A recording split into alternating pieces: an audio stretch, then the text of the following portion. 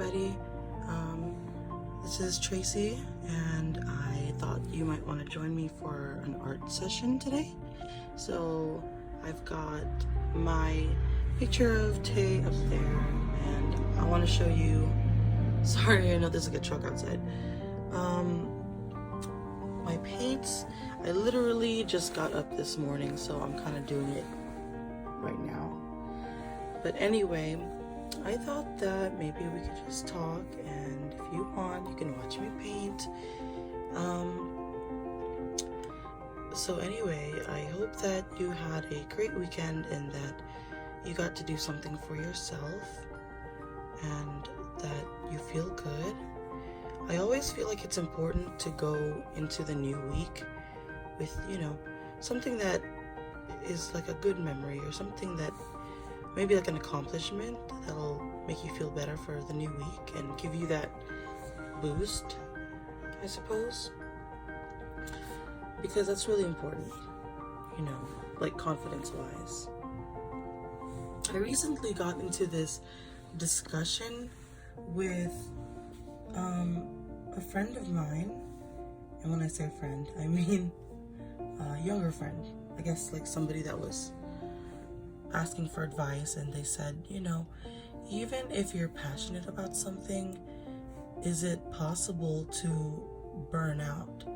Like, is it possible to get sick of something that you've been doing for a while?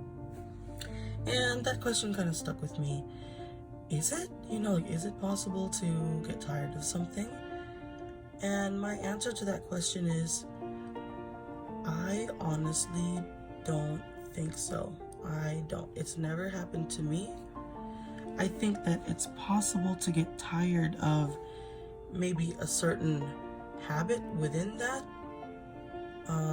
Like, let's say I've been painting in watercolor, right? And if I've chosen to exclusively paint in watercolor and that's all I care about, and I did that for months and months and months, I think that I have a tendency to get tired of this medium. I'll probably tell myself like, okay, it's time to switch over and learn something new. But no, I don't think that if you love something, I don't think it's possible for you to get tired of it, ever. I think that people get tired of their jobs. I think that people get tired of, they just get tired of doing things that they did not choose to do. But how could you get tired of something that you're passionate about, Now, there are some exceptions, and most of that has to just do with mental health, right?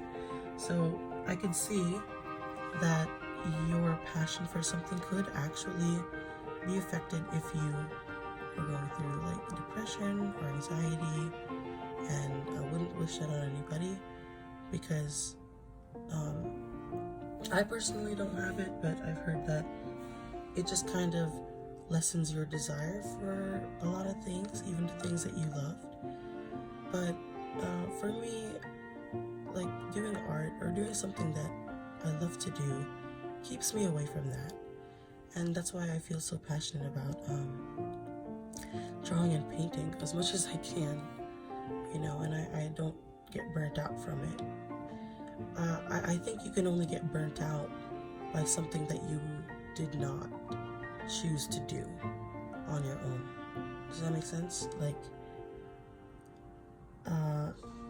And I think that if you love something, you naturally want to find as much knowledge about a certain topic. So I guess if you're an artist, you are interested in mastering your craft. You're interested in improvement at all times. You're interested in networking, or maybe you're just interested in finding your muse, your inspiration. I really don't think that anyone can be a complete master at any one thing, which means that there is always, oh my god, these emails, which means I don't think that there's a way to to get to a point where you've learned everything you possibly could about something. So yeah, that's my answer to that. And then the other question that I got from a friend was, how do you keep that passion alive for what you do? And I think the realest answer to that is that not everybody gets to live their dream, okay? Not everyone gets to do what they want for a living, and that's just the reality of it. And if you have a lot of thankfulness and a lot of appreciation for being able to actually do what you love, I don't think you would ever take that for granted. And I try my best not to. So, are there days where I don't feel inspired? I think, it does happen once in a while, yeah. But I don't think that I'm gonna let that stop me, because I'm fully aware that not everyone gets to do what I do. And it's what's the word? It's almost unethical to lose passion. It's kind of like, it's just a sense of perspective, I guess, Have you ever, broken a bone or something, and you had to stay off that body part for X amount of days, and then when you're healed, it's like, oh my god, I never appreciated having this thumb or having this foot, and then suddenly all you want to do is like, man, I can't believe I didn't want to exercise, if I could just walk, I would do it, So it's always like that. It's always that feeling of, if I just had this, then I would do this. And that's how you have to feel about waking up every day. You have to feel very, very fortunate to wake up at all, and even more so to do what you love, even if you don't get paid for it. Not everyone gets to have time to do what they love. So that in itself, I think, is a special gift. And so I guess my short answer would be, the way to not lose passion is to be grateful, to be really, really thankful about what you have. It's kind of like having a great partner in life. You don't get tired of them.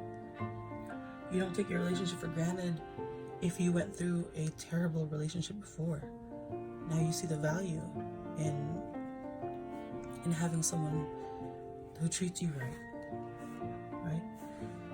So everything in life, I think, needs to be approached with gratefulness and thankfulness and humility.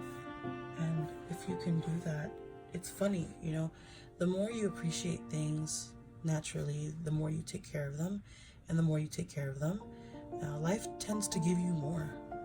Life tends to say, hey, you know how to act. So here's more good things. Because my mom always taught me, if you can't take care of small things, then you cannot take care of big things. And besides, I feel like everyone is born with a gift. I do. I feel like everyone is born with a special talent. And it doesn't have to be art. It doesn't have to just be something obvious, like something flashy, maybe like singing or dancing or whatever. It doesn't have to be that. I think people are born with their own talent. Maybe it could be that you're great at connecting with people, or maybe you're great at comforting others. Those are worthwhile talents, and a lot of people don't know how to do that. So it's your responsibility, it's our responsibility to grow and sharpen those talents that are given to us in life. And I think that's where you can feel the most fulfilled, when you know you're getting one step closer to the person that you are supposed to be. That's how I feel about drawing. That's how I feel about painting. That's why I'm so passionate about it. because I feel like the more I practice, the closer I get to the best version of myself. And that's my goal. And also, that's another way that you don't lose passion. You can't lose passion for what you do if there's a greater goal behind it. You know, whatever it is, maybe like you want to be a professional basketball player or something. It's not necessarily the sport, it's what it means to you. And nobody can tell you what it means to you. You're the only one who knows what it all means at like 3 in the morning and you can't sleep, you know. So I think that's another reason why people feel lost in life, because they haven't yet worked towards who they were supposed to be and who they were meant to be. A lot of people, I feel, say things like, oh yeah, you know, when I was a kid I used to do this, and now I just don't have time.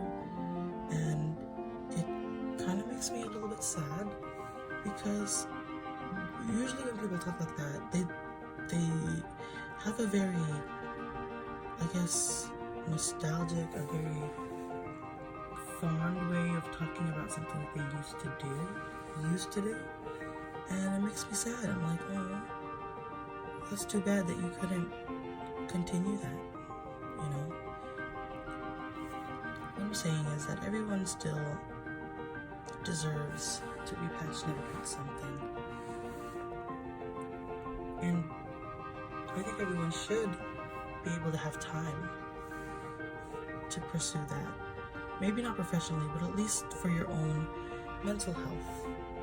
And that is a really, really good way of just being able to keep going in life. When you have something to use to let go a little bit of all the responsibilities that life kind of throws at you. But it is hard. It is very hard. I know that life really isn't that simple. You can't just drop everything that you're doing and decide to pursue bird watching or whatever your hobby is. But I hope that you'll try. I really do. I hope that you'll try and make time for it, because you'll be a lot happier, and that feeling you get when you're treating yourself right inspires a lot of confidence, and that confidence just kind of leaks out in every area of your life. So to anyone who's watching this, please make time for yourself. Please make time to do the things that you want to do, things that you choose to do, or else everybody will just kind of take your time from you. Right? Everyone will just kind of ask for your time, and that's how you feel burnt out, because you weren't able to care for yourself. So maybe the next time that someone is demanding something of you, put yourself first and make sure that you've made time for yourself, so that you can feel ready. You can feel ready to face anything, because you know you've already done something to take care of your mental health, and you should be very proud of that. Alright, well, that's it for now. This painting, unfortunately, could not be done in 15 minutes. It's gonna take me like a couple of hours or something. But anyway, so here's a reference picture again. And I will see you next time. And I hope that you really, really say nice things to yourself today. And I will see you next time. Bye-bye.